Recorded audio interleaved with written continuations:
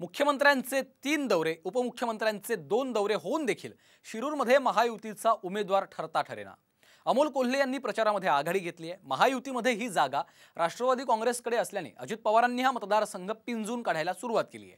अमोल कोल्हे यांच्यावर ते घणाघाती हल्लाबोल करतायत। अजितदादा आणि कोल्हे यांच्यातल्या जुगलबंदीचा हा खास रिपोर्ट। कलाकार उमेदवार देऊन चूक केली।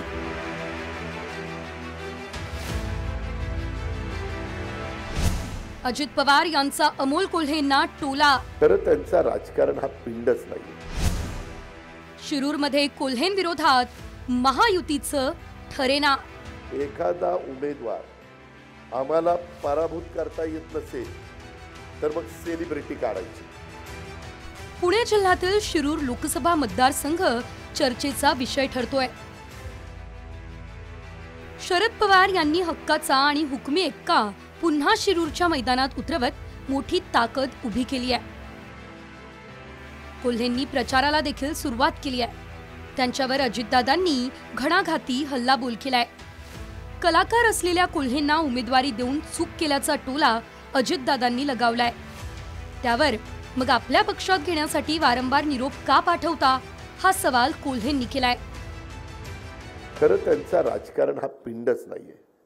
आम्ही राजकारणी लोक काय करतो, एखादा उमेदवार आम्हाला पराभूत करता येत नसेल तर मग सेलिब्रिटी काढायची। थोडे दिवस आपल्याला पण नवीन माणूस आला, त्याला चांगला दिसायला विसायला पिळबिळ मिशावर मारला की काय दिसतंय राजबंडा घडी, आणि ते आपण देतो बटन दाबतो। त्याच्यात आमच्याही चुका आहे की आपण ज्या सर्वांची उदाहरणं दिली यातील एकाही सेलिब्रिटी झालेल्या खासदाराला संसद रत्न पुरस्कार मिळाल्याचं माझ्या ऐकिवात नाही। आणि शिरूर लोकसभा मतदारसंघातील मायबाप जनतेच्या आशीर्वादानं त्यांचे प्रश्न हिरिरीनं मांडत असताना पहिल्याच टर्ममध्ये तब्बल 3 वेळा संसद रत्न पुरस्कार हा मला मिळालेला आहे। राहता राहिला प्रश्न, मी राजीनामा देण्याचं आपल्याकडे बोलून दाखवलं असं आपण वारंवार सांगतात, परंतु जर मी राजीनामाच द्यायच्या विचारात होतो तर मी संसदेत अनुपस्थित होतो का? मी संसदेत बोलणं सोडून दिलं होतं का? कोल्हेंविरोधात शिरूरच्या मैदानात कोण लढणार अशी चर्चा सुरू असताना आपल्या विरोधात सेलिब्रिटी उमेदवार दिला जाणार असे संकेत आता थेट कोल्हेंनीच दिलेत। परंतु मित्रांनो, नंतर 2-2.5 महिने 2च महिने झाले, 2 वर्ष झाले आणि नंतर ते मला म्हणायला लागले की दादा मला राजीनामा द्यायचा। म्हणलं राव, जनतेने 5 वर्ष निवडून दिलं, 2 वर्षातच राजीनामा द्यायचा? लोक जोड्याने मारतील राव आपल्याला, असं करू नका। काय अडचण काय नाही, मी कलावंत आहे दादा, माझ्या वेगवेगळ्या प्रकारचे नाटक असतात, चित्रपट असतात, त्याच्यावर परिणाम होतोय दादा।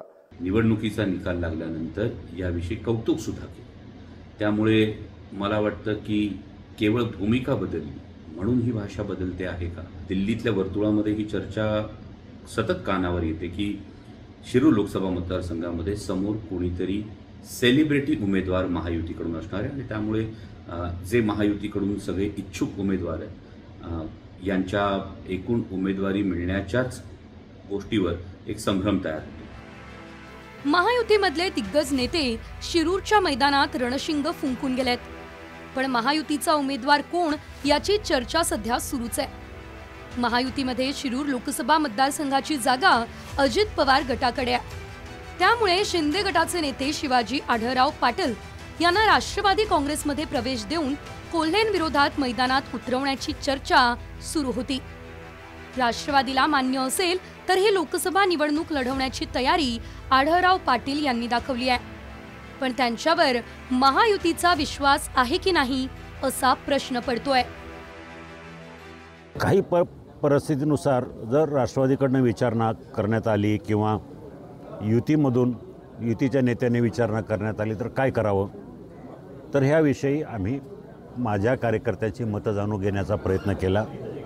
त्यावेळेला एकमुखानं सांगितलं, मुख्यमंत्री एकनाथ शिंदे आणि तुम्ही सगळे नेते जो निर्णय घ्याल तो आम्हाला मान्य राहील।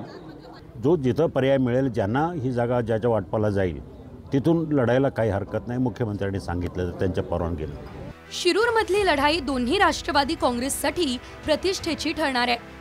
कोल्हेंविरोधात शिरूरच्या मैदानात आढळराव पाटील यांना राष्ट्रवादी काँग्रेसमध्ये प्रवेश देऊन संधी दिली जाणार अशी चर्चा रंगतीये। मात्र असं असताना सेलिब्रिटी चेहरा उतरवणार असल्याच्या कोल्हेंच्या विधानानं इच्छुकांच्या तोंडाला पानं पुसली जाणार का असा प्रश्न आहे। रोहिदास गाडगे, साम टीव्ही न्यूज, राजगुरुनगर, पुणे।